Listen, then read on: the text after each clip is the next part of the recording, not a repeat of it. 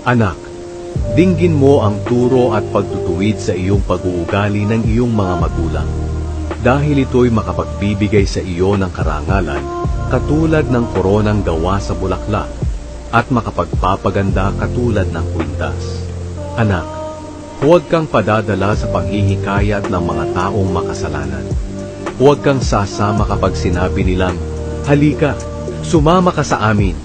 Mag-abang tayo ng sinumang papatayin kahit walang dahilan. Kahit nasa kasibulan pa ng kanilang buhay, patayin natin sila para matulad sila sa mga taong pumunta sa lugar ng mga patay.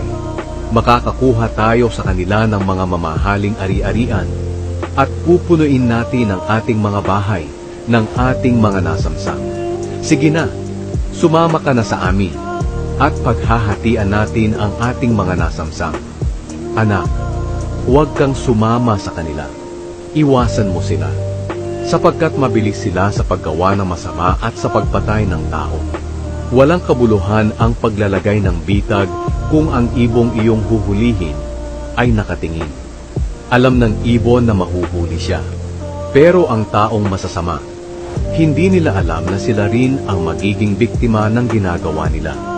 Ganyan ang mangyayari sa mga taong ang ari-arian ay nakuha sa masamang paraan. Mamamatay sila sa ganoon ding paraan.